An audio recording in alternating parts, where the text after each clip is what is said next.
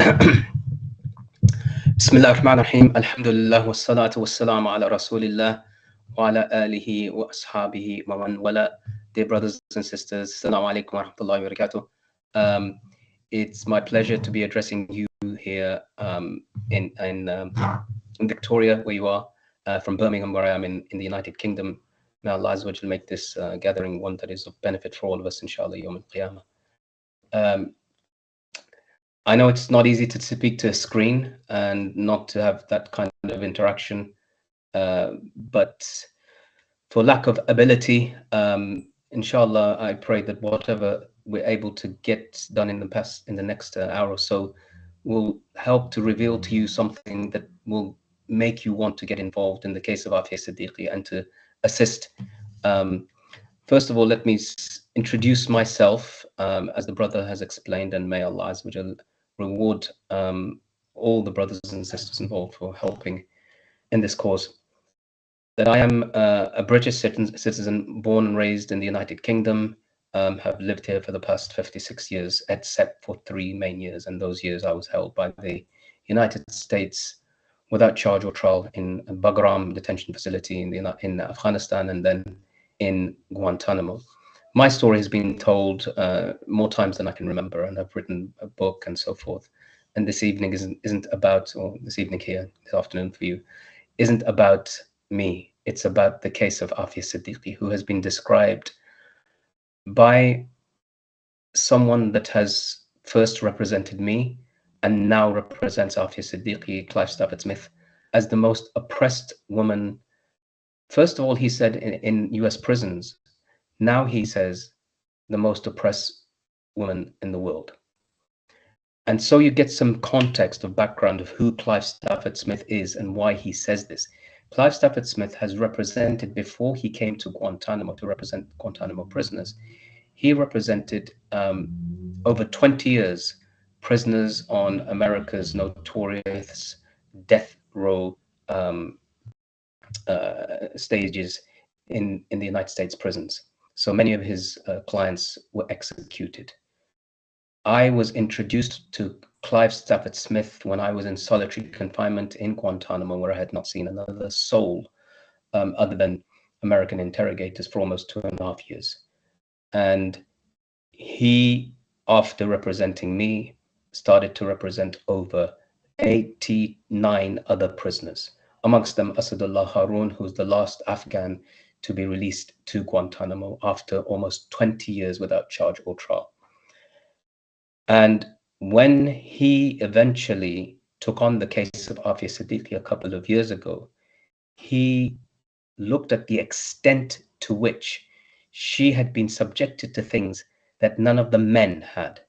And I'm talking about men who are accused of being fighters, of Taliban, Al-Qaeda, or you name it, they're accused of it. But they didn't go through what Aafia went.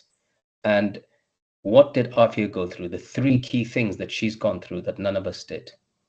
One was that she was a mother who was forcibly separated from her children, one of whom we believe was killed.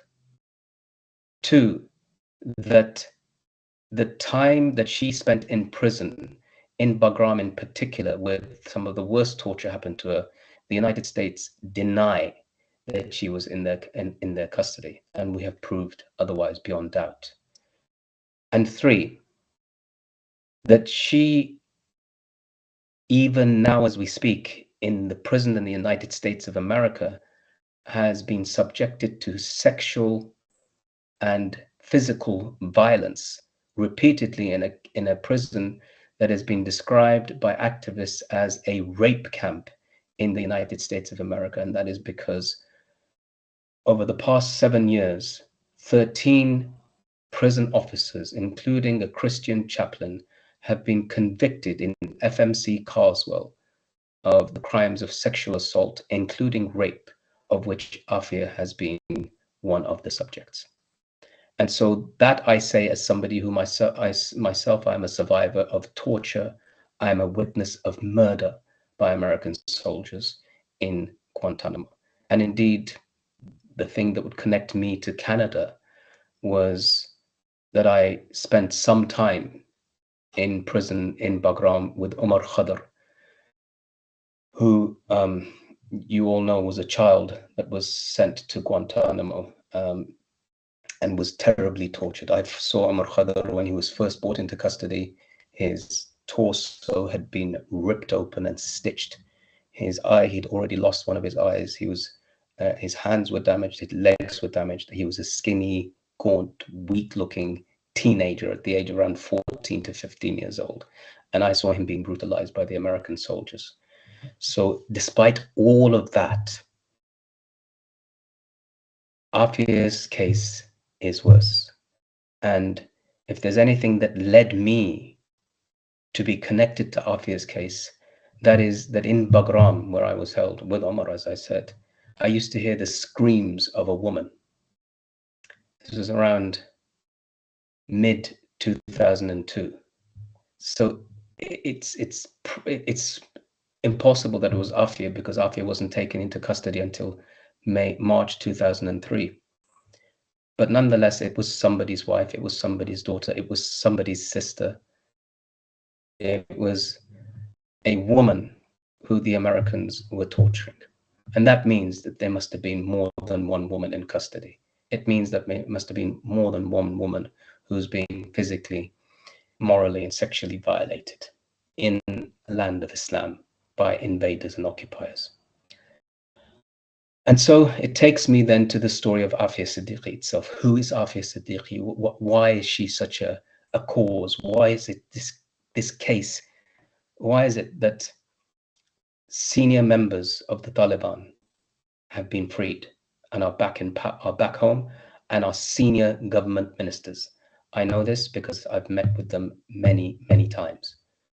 Why is it that some of bin Laden's associates are free after serving close to 20 years? Why is it people that were accused of fighting on the battlefield free and back home? And yet Aafia Siddiqui remains in prison for a victimless crime. And I'll get to what that crime is supposed to be. But Aafia Siddiqui, if Aafia was to be released, you know how they say this is in a crime where a family or individuals or society has been harmed by what that person has done or has been alleged to have done, then there's an outcry. But if Aafia Siddiqui was to be released tomorrow, there would be no outcry from any family members or others to say that she did me wrong. Aafia has wronged no one, but she has been terribly wronged. And one of the greatest wrongs against Aafia began right at the get-go in 2003, when the FBI put her on the FBI's most wanted list. And that evidently was the reason why her own government, Pakistan, played the key treacherous role in handing her over to the United States. So Aafia, in March 2003, prior to this, she was studying in the United States of America. She was married. She had 2 children and was on the way of having her 3rd child. She studied. She got a doctorate. She got a master's from MIT and then a doctorate from Brandeis. She's highly intelligent, very well educated, very committed to her faith, very committed to the cause of Islam at that time. In her early to mid 20s, she was very focused on dawah, and also there was a genocide taking place against the indigenous white Muslim population of Bosnia and Herzegovina, and in particular in Srebrenica. She was speaking about that very actively, talking also about the role and the rights of women in Islam from an Islamic framework. And you can see some of those videos are still around to this day. And so Aafia specialized in cognitive neuroscience. And prior to that, nobody would have cared. What does that even mean?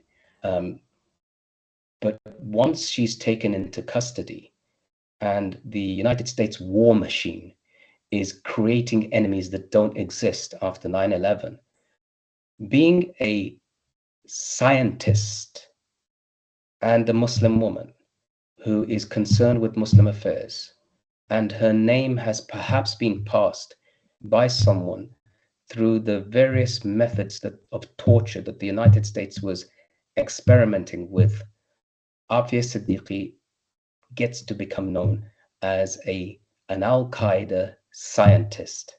Now, Aafia was studying in relation essentially to look at child brain psychology. But because of the nature of the course she was studying and that she specialized in cognitive neuroscience, some bright spark in the United States intelligence, or at least in the media, said, oh, she's a scientist. She must be involved in trying to procure and create and experiment on weapons of mass destruction using her scientific brain. And that was part of the story that was put out about her. Another story that was put out about her was that she was working on obtaining conflict diamonds from West Africa and using that to fund Al-Qaeda. Nothing could be farther from the truth, but as they say, don't let the facts get in the way of a good demonization of Muslims. And that's precisely what was going on. So Aafia is handed over. By the time that she's handed over by the Americans, to the Americans, by the Pakistani intelligence services, she has 3 children. She has Maryam, who is around 3 to 4 years old, Ahmed, who's the eldest, 6 years old, and a baby, Suleiman, who's about 6 months old. She's had a rough time with her marriage and eventually gets divorced. And part of the case against her is to do with that acrimonial meltdown between her and her husband, and he ends up saying things about her, at least in the media. And then Aafia disappears. For the next 5 years, from 2003 to 2008, she's literally disappeared. Now, there are rumors coming out from different places, and one of them comes not as a rumor, but as a possibility that when I got returned from Guantanamo in 2005, told various people, including Yvonne Ridley, who was a journalist who'd become a Muslim, who then took the case to Imran Khan.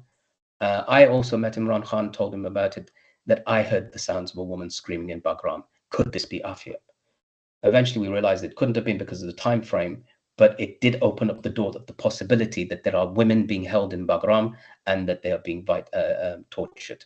And so Yvonne Ridley went to Afghanistan. She tried to get into the Bagram detention facility, sometimes getting shot at before she got there, and to ask, is Aafia there? There was no response to her, but a couple of years later, almost as if by magic, and this is crucial that we understand this, because now by this time, there had been protests, documentaries, interviews, and hundreds of thousands of people marching in the streets of Karachi asking an important but crucial question. Where is Aafia Siddiqui? So it became a cause célèbre, and the whole world started to talk about it, especially people from the Pakistani diaspora, but actually it started to become a case for the Muslim world, because all sorts of rumors were coming out about sexual violence, about being raped, about losing her children, and it was not, nobody could establish it, nobody was saying anything. And then, as if by some quirk of fate, while Yvonne and the Pakistani movement for Aafia are highlighting her case, she turns up, Aafia Siddiqui turns up with her son Ahmed, arrested at a police station, a random police station in the city of Ghazni in Afghanistan, where she is accused of attempting to shoot an American soldier. From there, she's taken, shot herself. So she hasn't shot anyone. Even if the argument was that she attempted to, she didn't get to shoot anyone. She was shot twice in her stomach by soldiers who claim to be returning fire. And I'll get to the details of all of this. And then is taken to the United States of America. She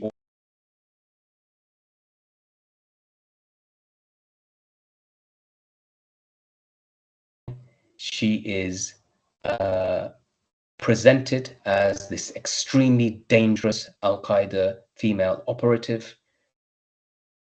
the court is instructed by the judge not to look at any evidence in relation to her time in which she said that she was held from 2003 to 2008. 5 years of torture, which included her son, Suleiman, apparently being dropped on the tarmac before he's taken, covered in blood and believed dead. None of the evidence in relation to her children, Ahmed and Maryam, is presented or admissible in court in relation to them as US citizens, because Ahmed and Maryam were both born in the United States of America, making them US citizens. Both of these two kids are taken into custody. One, Ahmed, is taken into juvenile prison at the age of 6 years old and remains in custody until around the next 5 to 6 years. And Maryam is taken into the custodianship of an American white non-Muslim evangelist Christian family who apparently are in Afghanistan to save Muslims from Islam. And she's taken into their custodianship for the next 4 to 5 years. And so none of this background evidence is brought into court. And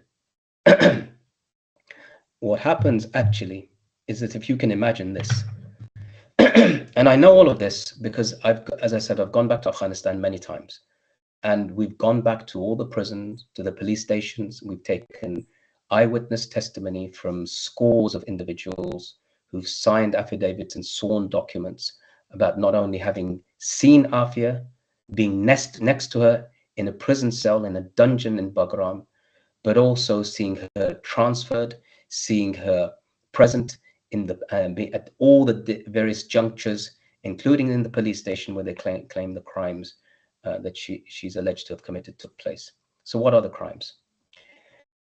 Aafia Siddiqui is told after 5 years, and again, I cannot emphasize enough, it was a massive cause at the time. It was one of the most prominent causes of any prisoner the Muslim world has ever seen in recent times. So she is eventually told that you will get released, your son will be given to you, and he is. You get on this bus, go to the city of Ghazni, and go outside a particular mosque. And outside this mosque, Masjid Khalid bin Walid, you wait there, somebody will come and bring Maryam to you. That's what she was told. And so she does. Imagine now 5 years of torture, 5 years of abuse. You are now reunited with your son, who is 5 years older. So from the age of 6, he's now 11. Would you even recognize him? That's the first trauma she has to deal with. He barely knows who she is. They're both traumatized. She sits on the bus. She arrives in Ghazni. She doesn't speak Pashto or Farsi. And Ghazni is a deeply, deeply conservative city. It's produced out of more than the Helmand province. Arguably, Ghazni has produced more Taliban fighters than anywhere else. And that's important because of some allegations that come to Aafia after that. And so she goes outside this masjid, Khalid ibn Walid Masjid. I've been there and met with people to give testimony, who gave testimony about what happened next. And she's sitting there late at night, past Maghrib prayers, then Isha prayers come.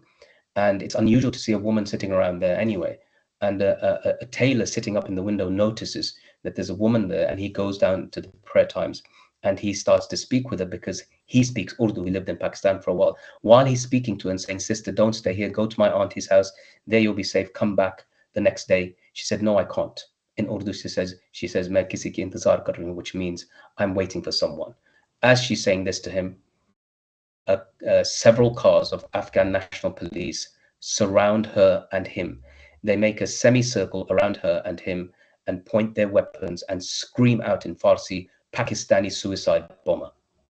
The moment that happens, this brother, this tailor, this lion of a man who's come to this defense of this woman he doesn't know, says, "No, she's not nothing of the sort. Leave her alone. Don't trouble her." And as he's trying to do that, they start to hit him with the butts of their rifles. And they rip off her hijab. They find, of course, that there is nothing. There is no weapons. She's not a suicide bomber. She has a small bag. They ask her to empty the bag, and the bag has a few pieces of paper and a little bit of money, and that's it's a small little handbag. They then drag her off, kicking and screaming, and take her to the police station.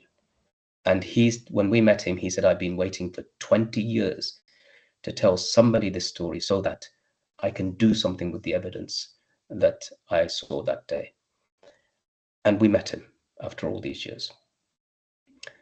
He told us that as a result of what he saw that day, he too joined the Taliban. After this, she was taken to the police station and she's put there with her son behind this curtain. And as she's sitting and waiting what happens next, she hears the sounds of American voices. And she thinks, she's terrified.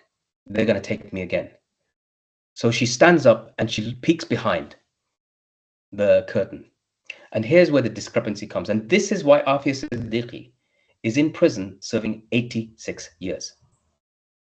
That she opens the curtain and the Americans claim that there happened to be an M4 assault rifle leaning on the side of the wall that belonged to one of the soldiers who just left it there.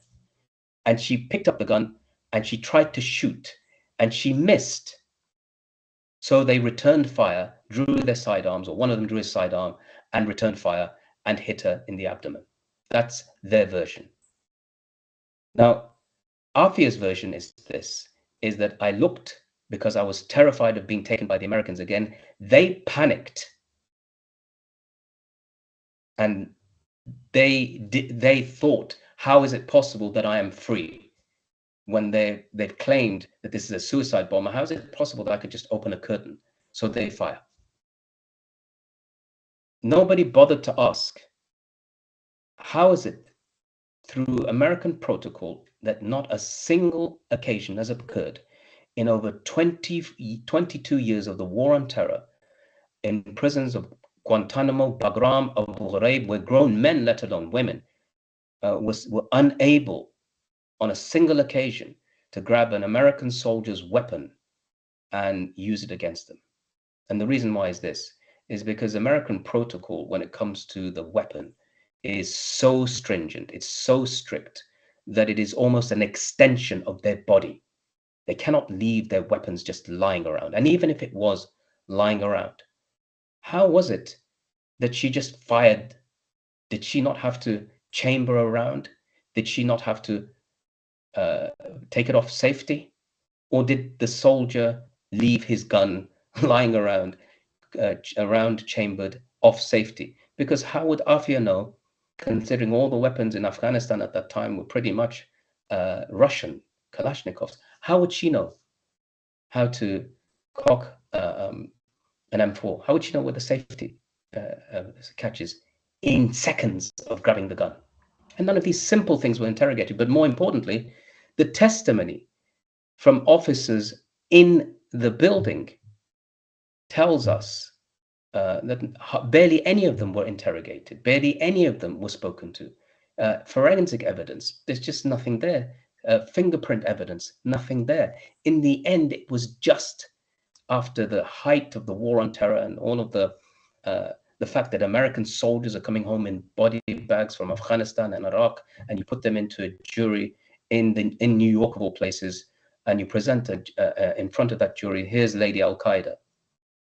And here are two of our brave soldiers fighting for country to defend the red, white, and blue. Who are you going to believe?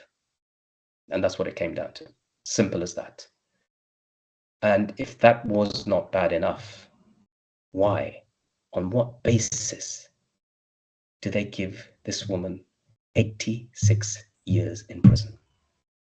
And that's really, of all of the things, that I really can't understand.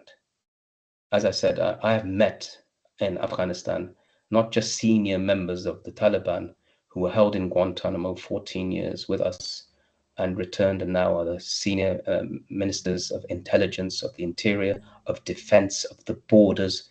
senior ministers, and they actually facilitate our visits to Afghanistan. They say, is there anything we can do to get Aafia back, including sending her here? But what is it that she's done that they haven't? And the answer to me is simple. Aafia was abandoned. A treacherous government handed her over, and there was no one in her corner at all when it mattered. And in a sense, it was kind of a gauntlet to the Muslim world here. Here we are. Here's your honor, this woman. Here's your most vulnerable person, this woman. We're going to put her away for longer than any of your men. What are you going to do about it? That was it. To me, that's really what it's all about. There is no crime that she's committed for which she should be paying such a price. And if that wasn't bad enough, Aafia Siddiqui now, as I said, is in FMC Carswell, which is Federal Medical Center, Carswell in Texas. It's a woman's prison. It's one of the, I think, one of only two prisons in the United States of America where women are sent with mental health issues, and Aafia has suffered terribly in terms of her mental health. She's been attacked. She's a small, petite, 5'2" woman. She's now, I think, around 54 years old. She's not seen her children. Her son, Ahmed and Mariam, returned eventually to Pakistan. Both are now in their mid-20s. They're both in the process of becoming doctors or have become doctors. So at least they're following in the family tradition of being educated and contributing to their society. But she's not seen them. And they are so traumatized from the Pakistani government again and again saying to the family, do not speak about Aafia. When Aafia was first taken into custody in 2003, she was approached, her family was approached by the Pakistan Intelligence Services, the ISI, and said that if you want to see your sister again, do not talk about her in public. And of course, she's been spoken about in public a lot, but the threats remained, because in Pakistan, people do disappear en masse. And so finally, as I said, the thing that has shifted over the years is that Aafia's case has become a cause célèbre for the whole Muslim world. And people talk about it and are still talking about it. It's unfinished business. The majority of prisoners have been released from Guantanamo. There's only 30 left. Aafia is still there. And so Clive Stafford Smith, who represented around 89 prisoners in Guantanamo, and still represents some, and as he represented me, and he doesn't represent them in court. Imagine you're a lawyer, but you don't actually represent people in court, because in Guantanamo, there was no legal process. But in Aafia's case, there is at least one that has been unjust nonetheless. And so he's trying and working with me when we go to Afghanistan to gather all the evidence so that people can see for themselves and we can present it to the court and say, at best, you were lied to. At best, you were told, because the United States said, we don't have Aafia in our custody. And we have beyond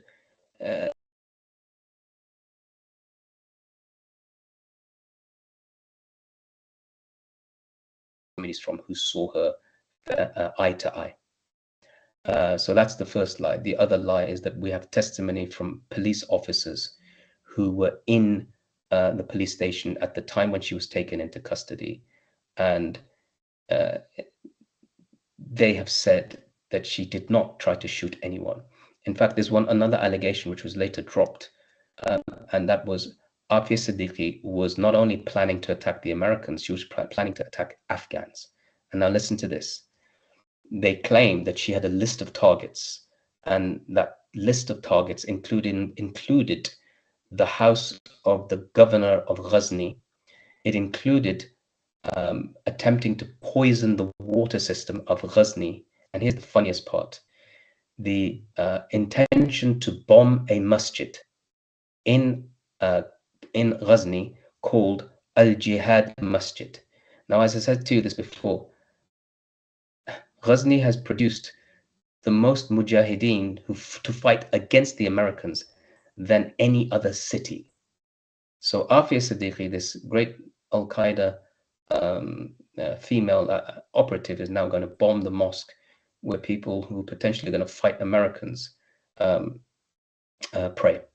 So this kind of ludicrous nonsense, which all becomes plausible when nobody really cares about facts. But alhamdulillah, I think even that was thrown out. I met with the former governor of Ghazni, and he's given us a statement in favor of and support of Aafia Siddiqui. So he said there was no such thing. There were no such things. I know, I met her.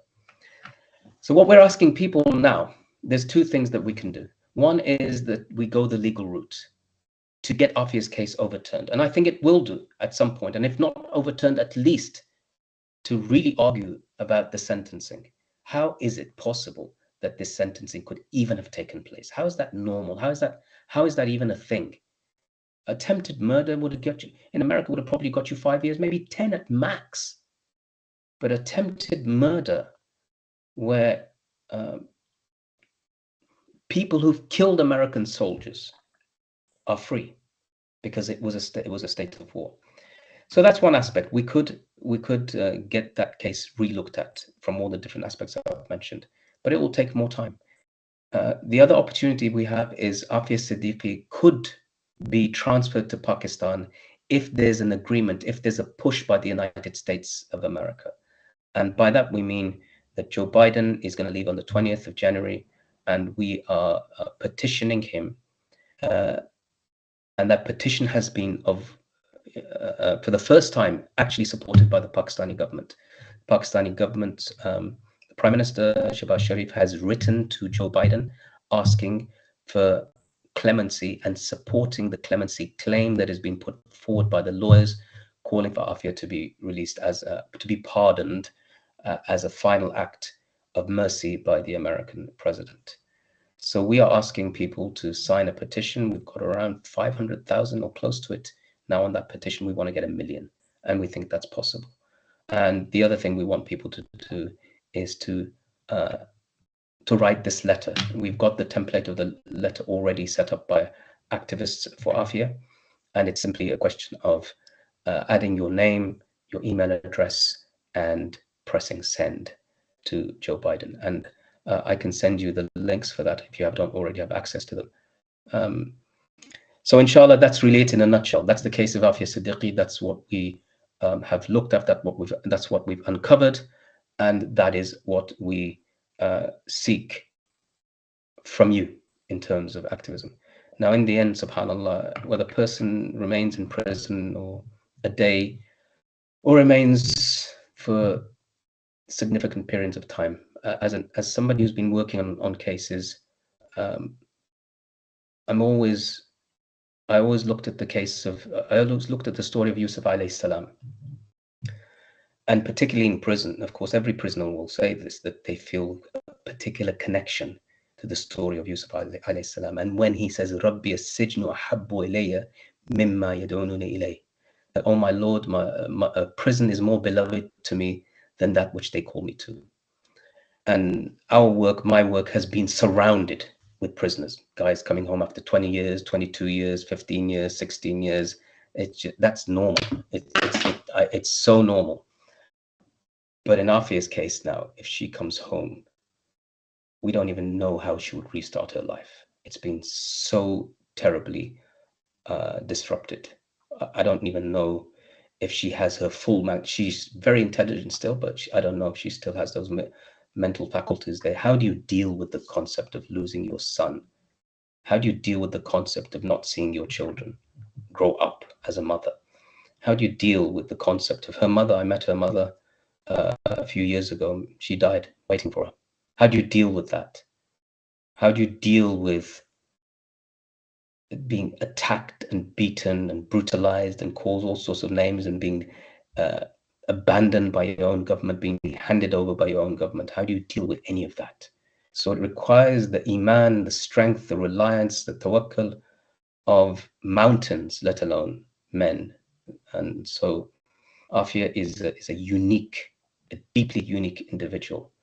And she will be remembered, her case will be remembered throughout Muslim history as one that was abandoned.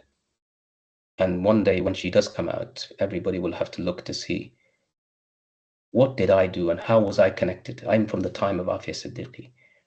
What did I do about that? And so with that, inshallah, I'll end. And if there's any questions, bi'idhnillah, I'll take them. Jazakumullah khair wa sallallahu wa sallam ala nabiyyina Muhammadin wa ala alihi wa ashabihi wa sallam.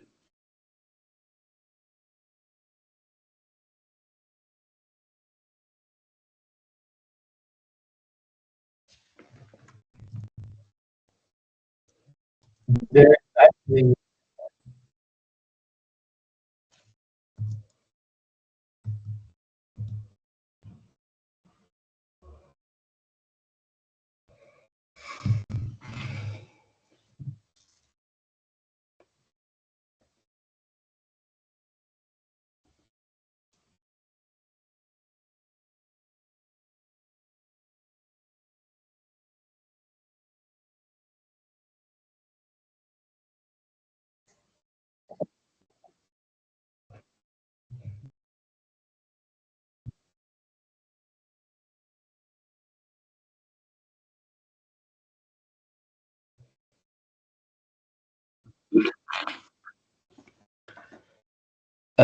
So it's hard for me to comment on Canadian laws, but you are correct in saying that there has been a whole series of anti-terror legislations being passed in the UK.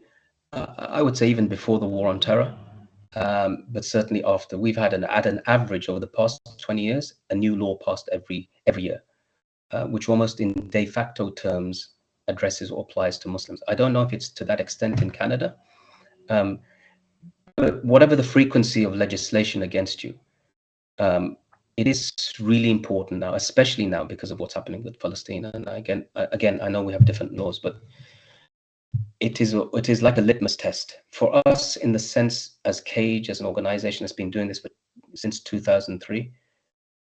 We're in a stronger place because we're forced to become experts in legislation, in torture, in abuse, in Islamophobia. It's kind of like second nature to us.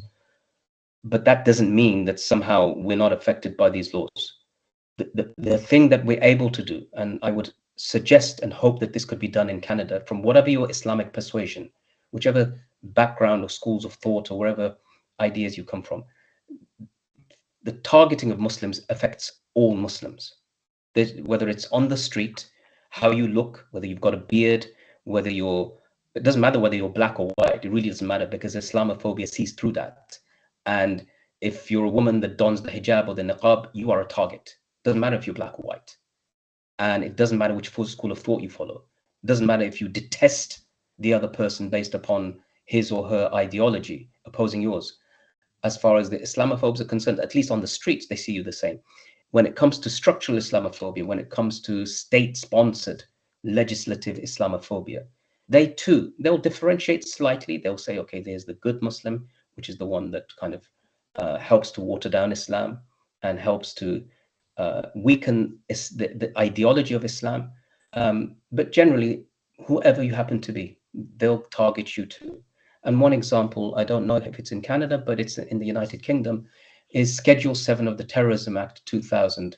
This law was passed in 2000 before the war on terror. And as part of this law, a police officer at an airport or a port of entry and exit can stop any individual without any reasonable suspicion, meaning this person is totally innocent. There is no suspicion the guy's committed a crime or a person's committed a crime. They can stop you, question you, hold you for up to 6 hours. It used to be 9 hours, but there was a challenge. And you are required to give your DNA, your fingerprints, your photograph, be strip searched, and most crucially, give the passwords and the passcodes for all of your electronic devices, for your phone, for your laptop, whatever. If you refuse, and here's the next one. You have to answer every single question.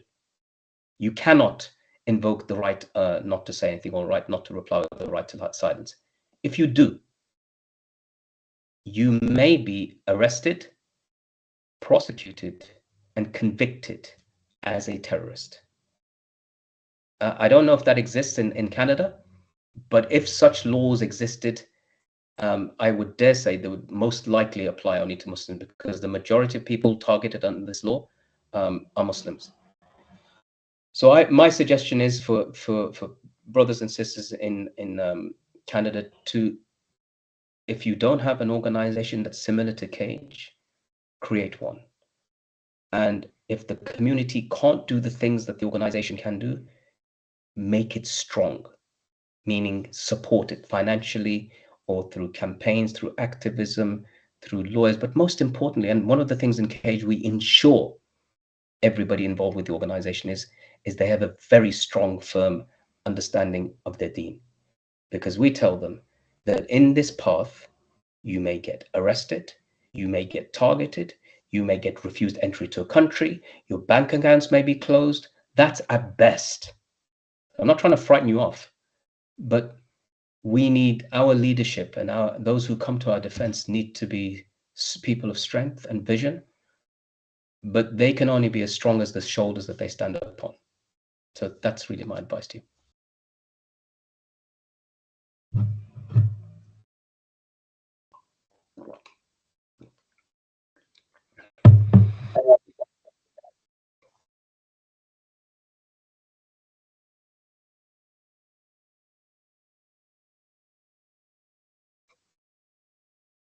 I do believe so, yes. In fact, there's just been a wonderful letter written by a brother. Think about it. This brother was 13 years old, just a couple of years younger than Omar Khadr, I think, when he was sent to Guantanamo. He's now a minister in Afghanistan.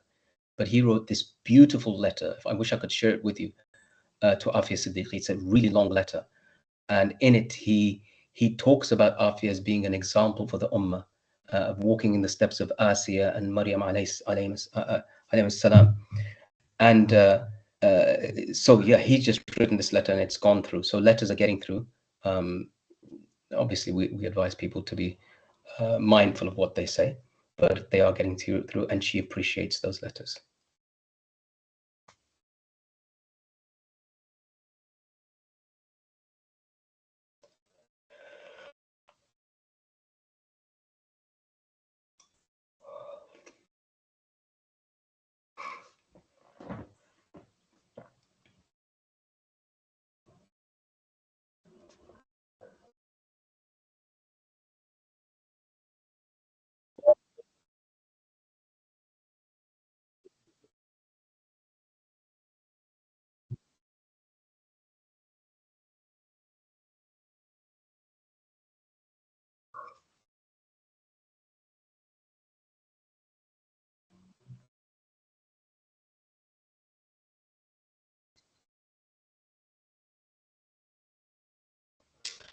Well, let alone new Muslims. I think older Muslims are also afraid of doing things. But as I say, being afraid never won anything for anyone. But to rest assure people that no one's going to come after you for writing a letter to Aafia Siddiqui. It's just not going to happen. There's a lot. Aafia Siddiqui's cause now is a world. It's a global cause. The Prime Minister of Pakistan has just written.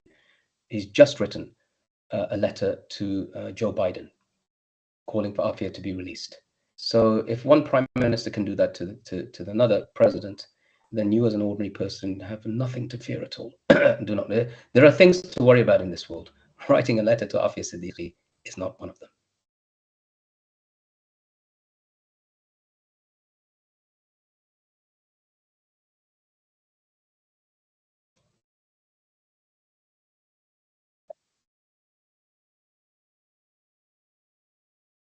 Okay. Oh, even more so. Even more so. If you can imagine, then the petition already has 500,000 names on there. So we aim to get 1 million names on there. So the question is if your name, it's in my knowledge, I don't think it's ever happened in the history of mankind that a person has been targeted because they signed a petition. I don't think that's ever happened in the history of mankind. I could be wrong.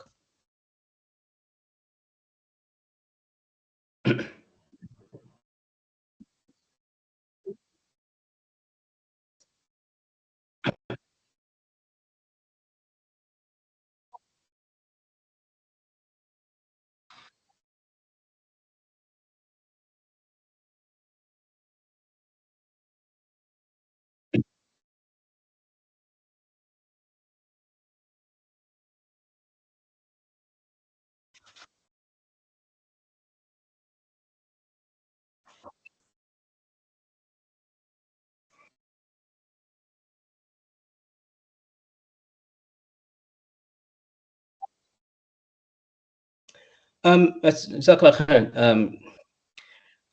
Look, there will always be people afraid. People will always be afraid, and it's natural to be afraid.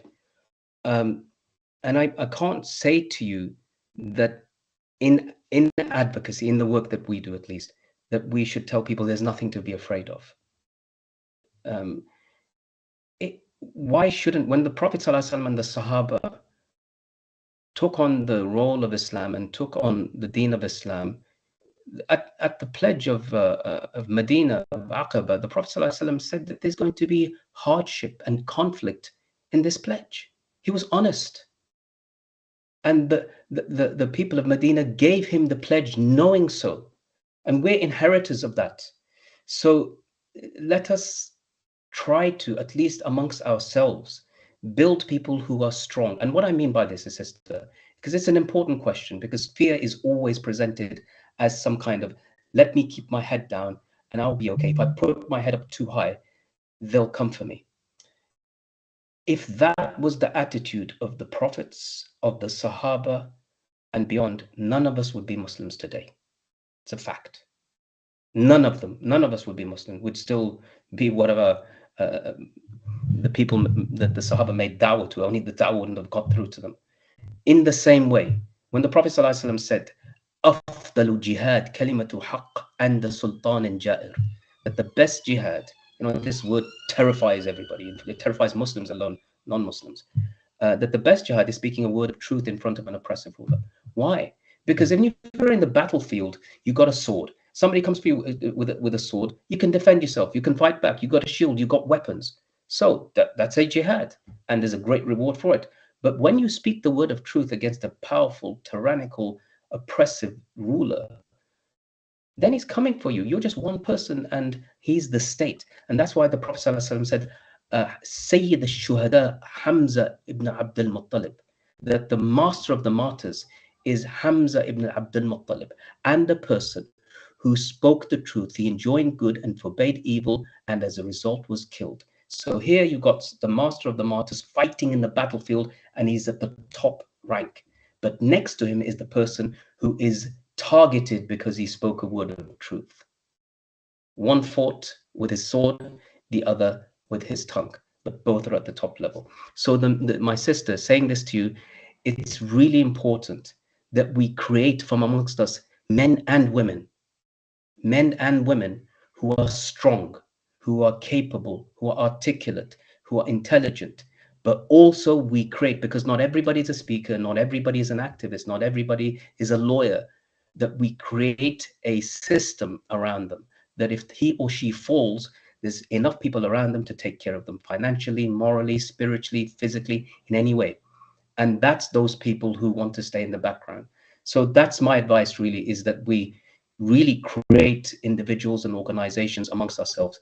Start small, but make sure that you have a goal and that you have inspiration around you. There's loads of inspiration to find, and you can be inspiration yourselves.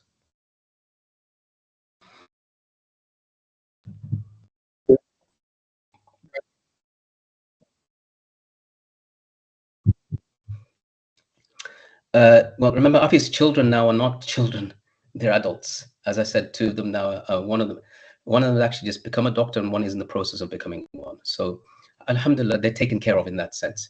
But there is a fund that you can go to. I think it's on aafiamovement.com, where you can support the legal case, because that is crucial from different angles. In the United States, I think litigation advocacy costs money and so forth. So that is where you can help financially, inshallah.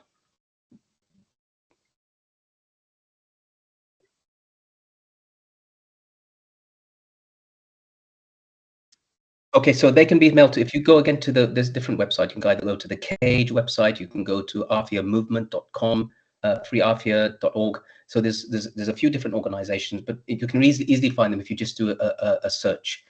And there you will find where you can write to Aafia, but so that's at FMC Carswell, which is in Texas. More importantly, again, I want to can't state enough to get people to sign at least the petition, but also the letter, to write the letter. And the letter is already created, so you don't even have to write the letter. You just have to put your email address and press send, literally. And again, if you just do a search for Aafia letter, petition, pardon letter and petition, you'll find both together. And if you can spread that, share that on your social media or on your WhatsApp groups, wherever. We are on the road, inshallah.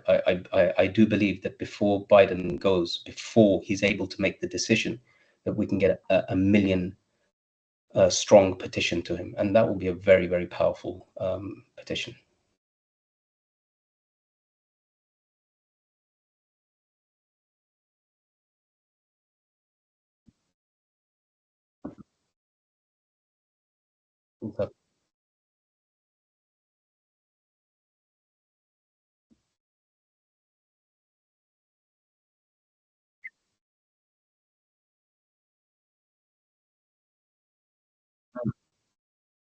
Yes. So the people that have gone to see her recently, so Clive Stafford Smith has seen her, I think, maybe 12, 13 times over the past year and a half. So he's been going regular. And bear in mind, Clive Stafford Smith lives in the UK.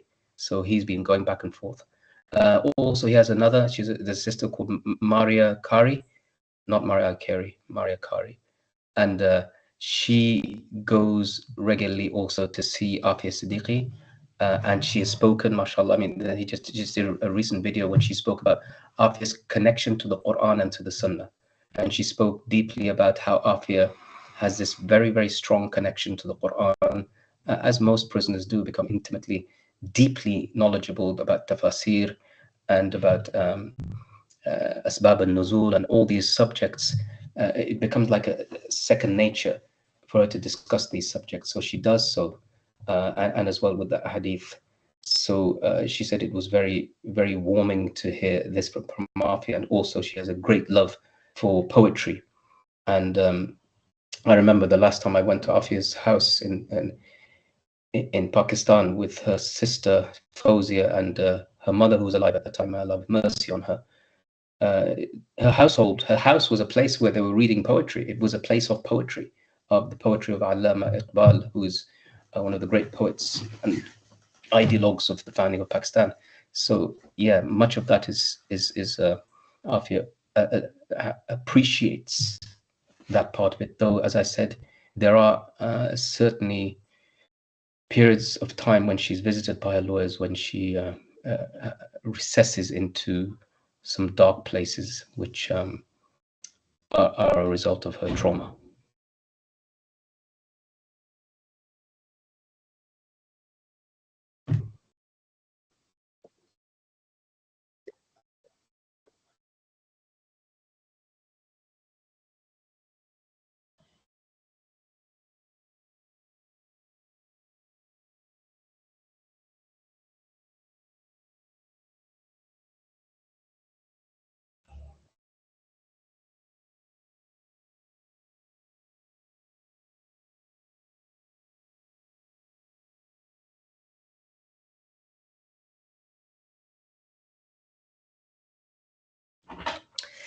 That is a really, really interesting subject, because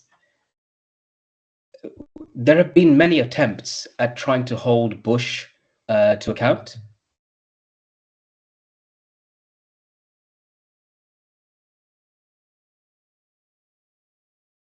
What happened in Afghanistan and so forth. I gave evidence at a war crimes tribunal in Malaysia in 2012, where Bush and Blair and many others of Bush's cabinet were found guilty of war crimes, but it was not actionable because it was done by a state and it wasn't binding and it wasn't part of the International Court of Justice. But had I've given evidence, and many other people have given evidence, for example, of what happened at Bagram to the International Criminal Court.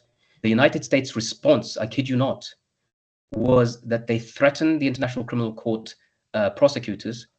They put them on sanctions, and any individual from the ICC, they said, who attempts to question any US official will be arrested. So that is their contempt for international law. They don't care. They really, and I don't joke about this, they really do not care and reject international law, which is all good, because what this shows us is that, like, the mask that ever existed, it's totally dropped. You may be happy and push for Putin, who is no friend of Muslims, I say, to be arrested and so forth, but you will not hold yourself to the same standard. So yeah, international law simply just doesn't matter to them.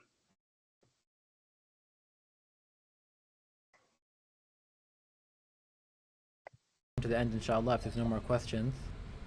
Can I just ask one question of you guys? Perhaps you can, because I know some of the sisters were saying that in terms of what we can do, is could you just kind of educate me a little bit about what, if any, of this anti-terror legislation that exists in Canada? Because I think somebody asked earlier, is that Canada is kind of walking down the same path, and perhaps not as stringent. But could you just give me some ideas about what's happening in Canada in that regard?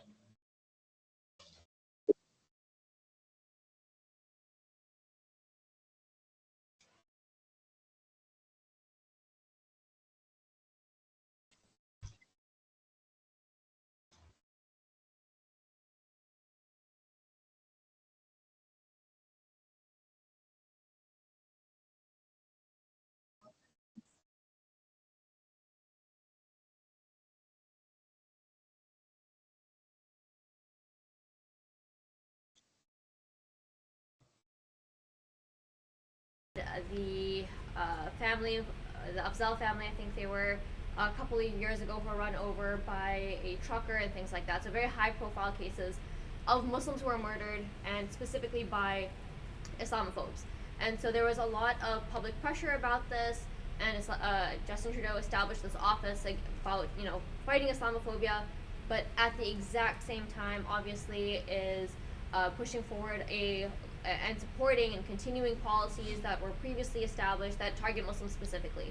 So there was a massive report done on how the Canadian Revenue Agency specifically works with the Canadian Security Intelligence Services to target Muslim nonprofits, Muslim charities, Muslim organizations, to threaten them and to strip away their charitable status if they host any guests whom they perceive to be dangerous. And no crime has to be committed.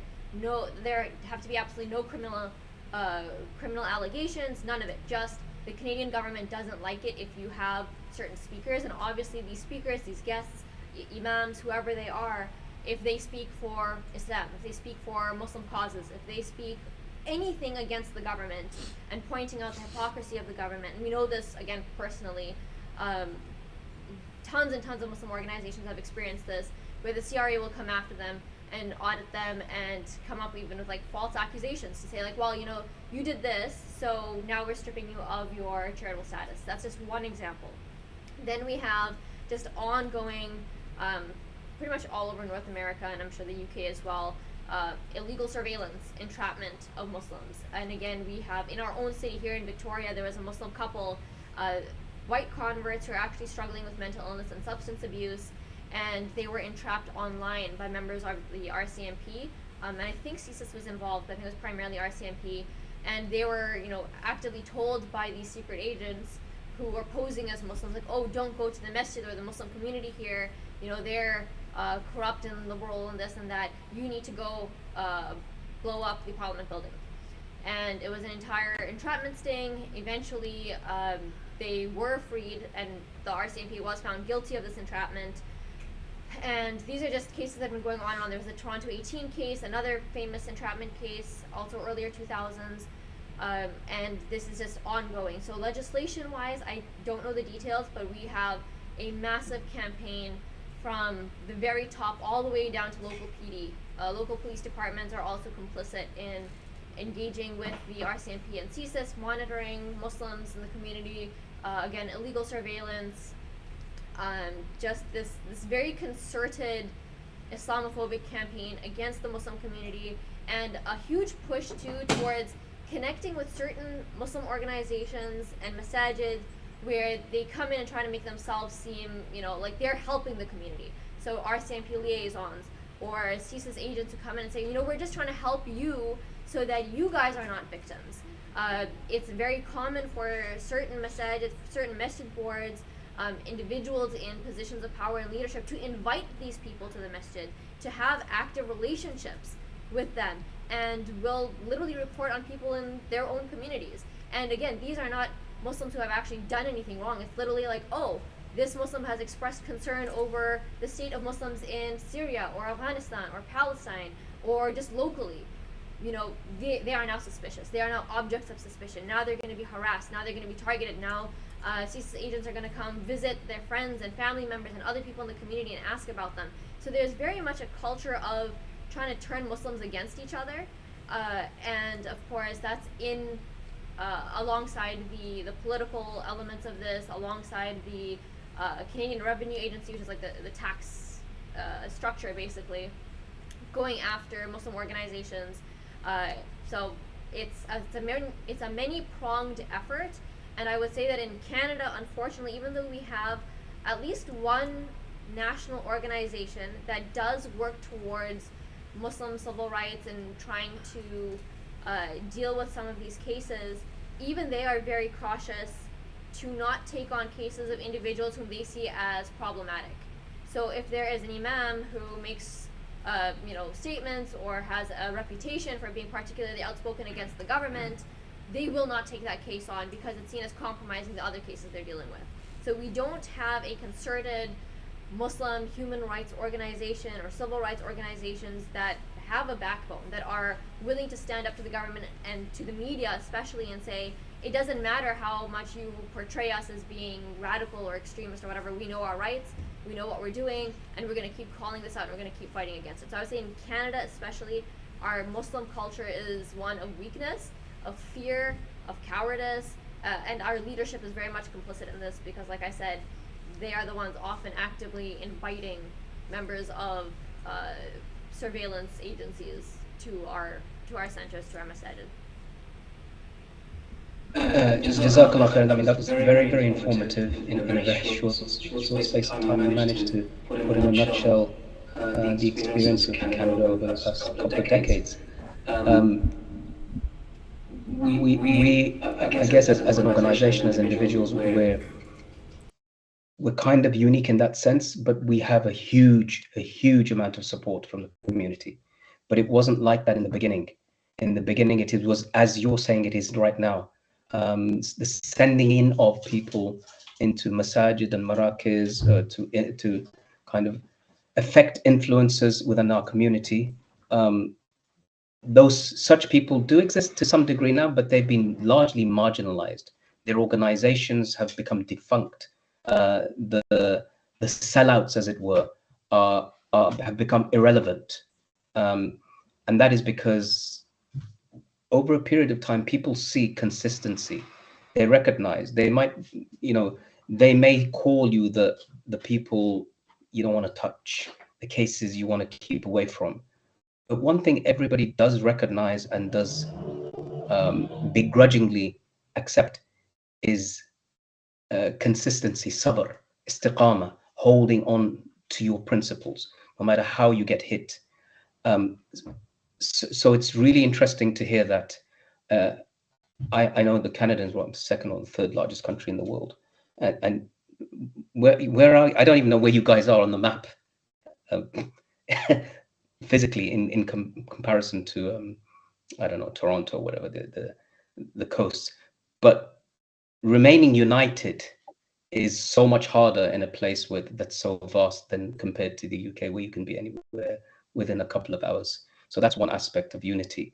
But the other is unity of thought. And there I would ask and hope that inshallah at the end of this, putting aside Aafia's case, because that connects us already, but also that we are able to engage and to work meaningfully, that I'd like to put you in touch with my colleagues at Cage, so that you can meaningfully work together and strategize for the future in order to build yourself. And perhaps on occasion, it's not me, unfortunately, I'm not allowed to go to Canada, but somebody could come and there could be cross-continental conversations and collaboration on work and learning from one another, inshallah. I think that That's long overdue, but it should happen, inshallah.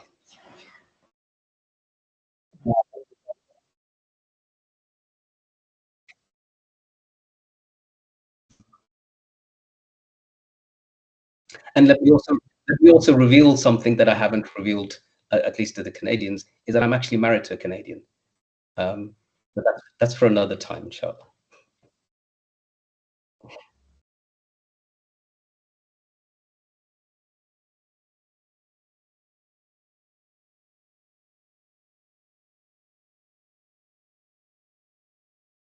So you're literally off the map. Okay.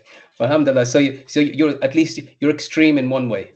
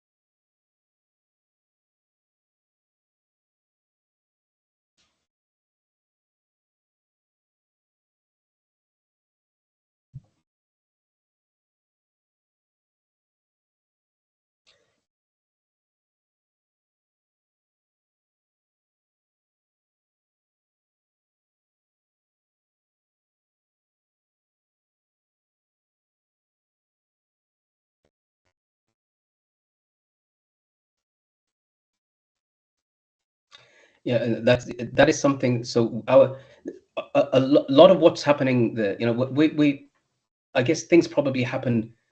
I think the way we say it probably works: America, Britain, Canada. Um, the stuff that you're talking about has all happened here. Laws have passed. There have been legislations, and there have been, for example, the Prevent program. I believe that you have some aspect of it over there, or you call it countering violent extremism or whatever, CVE, and that is again, it's coming onto our children, and they were increasingly looking at Muslim children through the purview of extremism for different aspects. So, for example, if you're pro-Palestine, you were seen as possibly being an extremist. If you don't agree with LGBTQ rights being taught to the children, then you could be seen through the lens of extremism. And extremism is one step away from being a terrorist. So all of what you're saying has passed through here. And I said that there have been laws passed, but there's been pushback. And the pushback hasn't necessarily been from the imams. In fact, I think that's one of the places where it doesn't happen enough, but it has been from ordinary people. So just close to where I live, there was a school teacher in a predominantly Muslim school. That entire area is Muslim. All the students are Muslims, but the head teacher is not a Muslim. He was a gay pride activist, and he tried to force through this thing called no outsiders, meaning that we're all the same, and that you must all learn and agree with and accept the LGBTQ agenda. So the parents started to protest outside the schools. And they did not give up the protest. They stopped sending the kids to those schools. They took active action. The government started to call the parents extremists. They didn't care. Said, this is a red line for my child. It's a red line. I will not allow it. And they backed down. The law hasn't changed, but the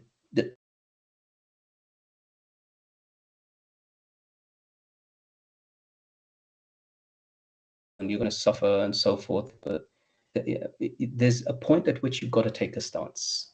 And I think we saw something similar in the United States. It was even stronger, I think, the response of the communities.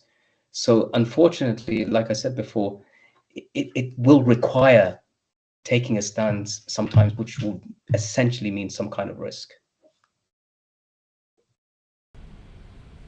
Jazakallah khairan for the talk today and for all your words of wisdom. Jazakallah khairan for explaining to us the situation of Sister Aafia and what we can do. And we will be sharing those links for the petition, for the letter to have her released, and for the way to write a letter to her directly as well. We'll be sharing that on all of our social media and WhatsApp groups, inshallah. Inshallah, Brother Muhammad, as I said, actually, what the sister said is I think it would be really crucial to have some kind of working relationship meetings with you guys, so that we as Cage are not just connected to the UK, but we've got wings, and we've got employees and people in different parts of Europe. So, for example, in France, Islamophobia takes a different aspect of manifestation in Austria, and to link you all up with these with the different experiences would be so good, so that we can kind of build on that relationship and learn from one another, inshallah. Yes, and we will definitely be more than happy to be connected with Cage and have these kinds of conversations and these connections, inshallah. Jazakallah khairan for all of that.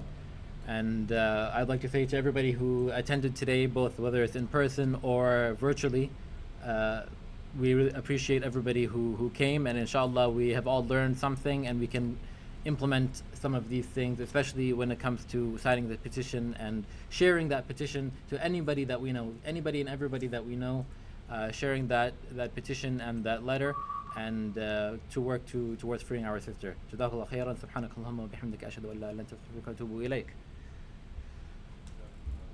Barakallah feek. Assalamu alaikum wa rahmatullahi wa barakatuh. Assalamu wa rahmatullahi wa barakatuh.